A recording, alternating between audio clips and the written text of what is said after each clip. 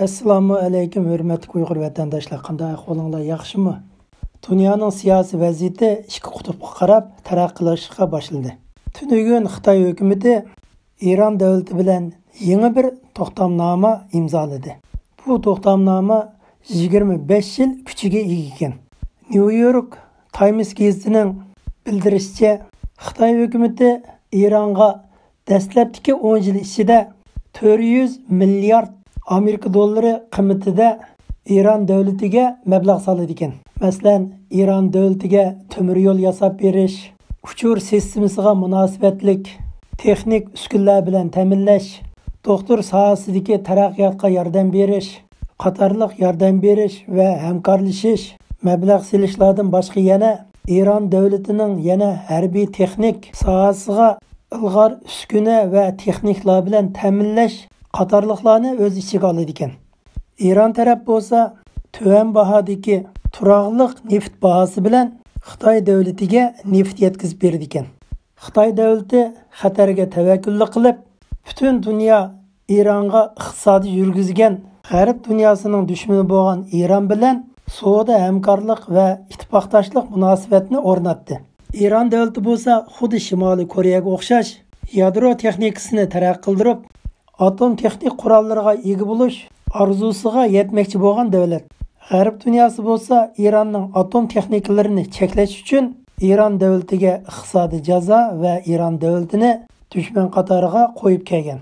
Hamda Xitoy davlati bo'lsa, İran davlati bilan ochiq-oshkor holda savdo hamkorlik va ittifoqdoshlik munosabatini qurishning o'zi Amerika va G'arb dunyosining g'azabini palakka chiqaribdi. Hammamizga ma'lum, Xitoy davlati bo'lsa, atom qurol texnikasiga ega bo'lgan bir cho'ng davlat. Gerçi Xitoy davlati İran davlati bilan tuzgan to'xtam kelishimnomalarda atom texnik masalasi o'tirib qo'yilmagan bo'lsa-mu, Amerika davlati va G'arb dunyosi Xitoy hukumati cho'qim atom qurollari va atom texniklarini İran davlatiga yetkazib berdi va İran davlatini atom texnik jihatlarida ta'minlaydi deb qaraydi. Chunki Xitoy hukumati hech zamonda qoida tuzumga amal qiladigan davlat emas. Hammamizga ma'lum, Amerika va G'arb dunyosi İran davlatiga uzun yillardan buyon iqtisodiy jazo yurgizish va İran davlatini dushman ko'rish o'rniga qo'yib kelgan mushundaq mazgilda Xitoy davlatining Huawei shirkati maxfiy shaklda uchur texnik aloqasiga munosabatlik nozuk texniklar bilan İran davlatini ta'minlaganligi uchun Huawei shirkatiga Amerika davlati jazo yurgizish orqali Huawei shirkatini vayron qilib etdi. Bu qitim Xitoy davlati ochiq-oshkor holda İran davlati bilan hamkorlik munosabatini o'rnatishning o'zi xatarga tavakkul qilib Amerika davlati va G'arb dunyosiga jang e'lon qilish, ya'ni İran davlatini atom qurol texniklari bilan ta'minlash orqali İran davlatining qo'li orqali G'arb dunyosini paspalatga tushirish. Lekin buningdan Amerika davlati va G'arb dunyosi Xitoy davlatining tahdidlaridan yumshab qolamdi, qo'rqib qolamdi? Bu mumkin emas. Xitoy davlati bunday vaziyatni shakllantirish orqali o'ziga o't tutashtirib oldi. Xitoy davlati o'zi tutashtirib etgan bu o't bilan o'zining halak bo'lishi va gumron bo'lish sur'atini texmo tezlitib etdi. Yaqindan buyon dunyoning vaziyatida nihoyat cho'ng o'zgarishlar bo'layotdi. 2 oyning oldidagi mezgilda Amerika davlatida saylan bo'layotgan keskin mezgilda Xitoy davlati fursatni chin tutib, to'plandan to'qash o'g'irlab, Yevropa birligi bilan savdo hamkorlik mablag' silish kelishim nomiga o'zaro imzo qo'ygan bo'ldi. Bu orqali Xitoy davlati Amerikadan kelayotgan iqtisodiy besimga taqobil turib, Yevropa davlatlari bilan hamkorlashib, Amerika davlatini yetim qo'ymoqchi bo'ldi. Yana bir maqsadi bo'lsa, Yevropa bilan savdo kelishim koziri bilan yangi saylangan Joe Biden hukumatini yumshatmoqchi bo'ldi. Xitoy davlati texmo ko'ranglaydigan bosqichlarga yetdi. Amerika davlatining yangi saylangan Joe Biden hukumati Xitoy davlatining jon tomirga qaqshatqush zarba beradigan 3 cho'ng kozirining birinchi kozirini, ya'ni Uyg'ur kishilik huquq masalasini o'tirib qo'yish orqali dunyo siyosatining yangi bir burilish nuqtasini barpo qildi. Bu burilish nuqta yaqinda Alyaskada ip olgan Amerika Xitoy vakillarining suhbatining buzilishi orqali shakllanib chiqdi.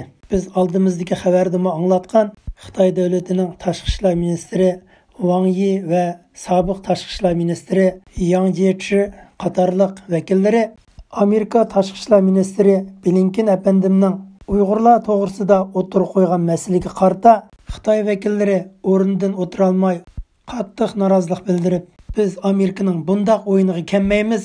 Biz Amerika davlatiga bo'zak bo'lmaymiz. Xitoy davlatini burunqi Xitoy davlati deb o'ylab qolmanglar degandek mazmunlarni 10 necha minut so'zlash orqali o'ktamilik va ko'kamilik makkarlik shaklda so'zlarini oxirlashtirdi. Amerika vakillari bo'lsa salmoq va tamkinlik bilan deyishga to'g'ri kelgan masalalarni o'tirib qo'ydi. Ikki tarafning suhbati natijasiz oxirlashgandan keyin Amerika tashqi ishlar ministri Blinken apandim muxbirlarga qilgan so'zida biz bu yig'inning natijasini o'zimizning ittifoqdosh do'stlarga yetkazamiz va u orqali muvofiq tadbirlarni olib boramiz degan. Lekin Blinken apandim qanday tadbirlarni olib boramiz, qaysi vaqtda olib borganligini hech qachon demagan.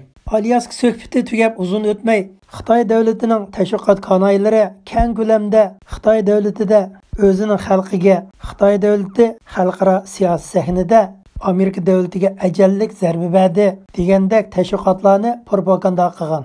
Xi Jinping mo Wang Yi va Yang Jiechi vakillarining so'zlaridan anglab, o'zlarini g'alaba qilgan o'ringa qo'yib kelayotgan mushundaq mezgilda Yevropa Birligi, Angliya davlati, Kanada davlati, Amerika davlati qatorliq davlatlar birli vaqtida Xitoy davlatining atalmış Xinjiang Uyg'ur avtonom rayonining amaldorlariga keng ko'lamlik jazo yurgizdi. Jazo yurgizishdagi maqsad bu Xitoy amaldorlari Uyg'ur kishilik huquqini dafsanda qilish orqali Uyg'urlarga irqiy qirg'inchilik, insoniyatga qarshi jinoyat o'tkazdi deb Amerika va G'arb dunyosining Xitoy amaldorlariga yurgizgan jazosi Xi Jinpingning tumshug'iga keltirib birni urgan bilan barobar bo'ldi.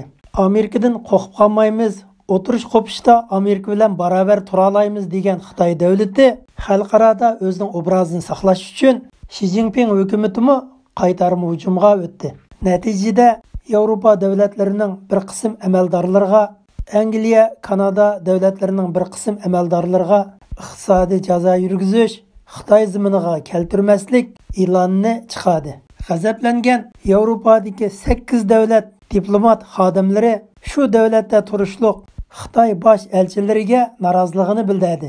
Diplomatlik munosabatlarmi yomon tarafga qarab yuzlandi. Bu vaziyat zanjirsimon inkoslarni paydo qilib, Yevropa Birligining parlamenti darhol qaror chiqarib, Xitoy davlati bilan savdo kelishim hosil qilgan va mablag' silish imzolashgan jihatlardagi kelishimlarni bekor qilib etdi. Gerçi savdo kelishimlarga imzolashgan bo'lsa-mu, Yevropa Birligining parlamentidan tasdiqlanmasa kuchiga ega bo'lmaydi ekan. Yevropa parlamentining Xitoy qo'ygan sharti bo'lsa, oldi bilan Xi Jinping hukumatı Yevropa amaldorlariga qo'ygan jazosini amaldan qoldirib etishi shart qilingan ekan. Xi Jinping yo'lvosqa minib qolganligini his qilib, Yevropa amaldorlariga qo'ygan jazoni ilib etish imkoniyati qolmabdi. Agar amaldan qoldisa, o'zining qochitiga o'z urgan bo'ladi ekan. Xi Jinping hukumatı 7 yil vaqt sarf qilib, Yevropa Birligi bilan savdo hamkorlik o'rnatish uchun nurg'un qitim suhbat qilish, nurg'un qitim talash-tortish qilish, nurg'un mablag'larni sarf qilish, badili orqali barpo bo'lgan al bo'lish oldida turgan savdo kelishimlari Uyg'urlarning kishilik huquq, Uyg'urlar ustida irqiy qirg'inchilik, insoniyatga qarshi jinoyat o'tkazish sababi bilan bu savdo kelishimlar barbod bo'ldi. Mana shu mezgilda Xi Jinping hukumatı Yevropa Birligidan o'chilish uchun Xitoy davlatidagi xalqaro nomi bor HM shirkatiga hujum qilishni boshlabdi.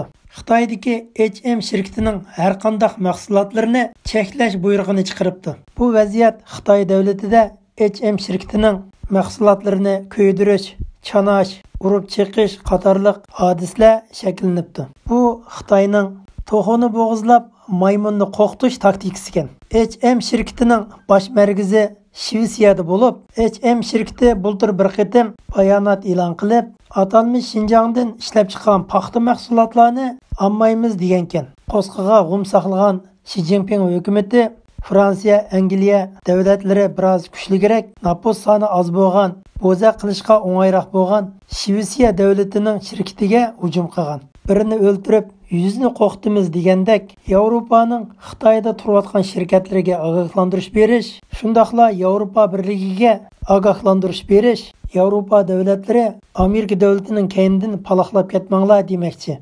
Shvetsiyaning Xitoy davlatidagi HM shirkatiga qattiq hujum qilgandan keyin xalqaroga tonilgan Xitoy davlatida mavjud bo'lib turayotgan chet el shirkatlari chekinish sur'atini texmo tezlatgan. Xitoy davlatida chekinmay mavjud bo'lib turayotgan chet el shirkatlari qattiq sarosimga tushib, ularni jiddiy chekinishga harakatga o'tgan. Xi Jinping ishni boshlab qo'yib, vaziyatni kontrol qila olmay qolgan. Hamda Xitoyda mavjud bo'lib turayotgan xalqaro dangliq markalar orqa chekinishga boshlagan. Bu yil Trump hukumati huquqini yangi hukumatga o'tkazib berishdan bir qancha kun burun atalmış Şinjandan ishlab chiqqan paxta mahsulot va paxta mahsulotga munosabatlik har qanday mahsulotni Amerika davlatiga kirgizishni cheklash yoki yuqori tambojini beji qo'yish ma'muriy buyrug'iga imzo atgan. Joe Biden hukumati taxtga chiqqandan keyin Trump efendimning bu ma'muriy buyrug'ini o'xshashla davomlashtirib ijro qilavergan. Aytishlar qaraganda Trump hukumatining bu ma'muriy buyrug'ini amaldan qoldirmaydi ekan. Bu ma'muriy buyruqni Amerika hukumati ham ijro qilib qolmasdan, Yevropa davlatlari ham ijro qiladi ekan. Masalan, Kanada, Avstraliya, Angliya, Yevropadagi davlatlar hammasi atalmış Şinjanda ishlab chiqargan paxta mahsulotga munosabatlik mahsulotlarning hammasini cheklaydi ekan. Bunda aytganda, vatanimiz Uyg'uristonda ishlab chiqargan paxta va paxtaga munosabatlik bütün mahsulotlarni bütün g'arb dunyosi birlikda embargo yurgizgan. Bu Xitoy davlati uchun bardoshlik berolmaydigan bir cho'ng zarba ekan. Xitoy davlati chet elga yiliga eksport qiladigan to'qimchilikqa munosabatlik mahsulotining qiymati 190 milliard Amerika dollari ekan. Xitoy davlatining ishlab chiqaradigan umumiy paxta mahsulotining 89% paxta manbasi vatanimiz Uyg'uristondan keladi ekan. Amerika davlati va g'arb dunyosi vatanimizga munosabatlik paxta urushini yipasa, Xitoy davlatiga ajallik zarba bo'ladi ekan. Xitoy davlatining to'qimchilik sohasi va paxta ishlab chiqarish bazalari faolash holatga tushib qolsa, necha millionlagan insonlar ishsiz qilib, bu Xitoy hukumatining siyosiy vaziyatiga og'ir tahdid ko'rsatadi ekan. Bu texi yangi boshlanish bo'ladi ekan. Buningdan boshqa vatanimiz Uyg'uristonda ishlab chiqarayotgan neft ximiya sohasidagi mahsulotlarni cheklashni ipasa, yizigilik va chorvachilik sohasidagi eksport qiladigan mahsulotlarni cheklasa, Xitoy hukumatiga texmo qaqshatqish zarba bo'ladi ekan. Bularning hammasi Uyg'urlarni Xitoylar ekspluatatsiya qilayotgan, Uyg'urlarning qon terini sho'rayotgan, Uyg'urlarga zich munosabatlik ekan. Atalmış Şinjanda turayotgan Xinjiang Jiangxi Pingtuan degan, ya'ni Xinjiang qurolliq dehqonchilik atrat qismlari Uyg'urlarning munbat yerlarini egallab, Uyg'urlarning munbat suv boyligini egallash orqali Uyg'urlarni talon-taroj qilib kelgan. Vatanimizda chiqqan neft ximiya mahsulotlarimi o'xshashla Uyg'urlarning boyligi bo'lib hisoblandi. Bu boylikni Xitoy hukumati monopol qilib olgan. Bularning hammasi Uyg'urlarning kishilik huquqini dafsanda qilib, natijada Uyg'urlar ustidan irqiy qirg'inchilik siyosatini ipmangan. Hamda Amerika davlati va g'arb dunyosi Uyg'urlarning masalasini hal qilish uchun Xitoy davlati va Xitoy hukumatiga keng ko'lamli iqtisodiy jazo yurgizishni boshlab etdi.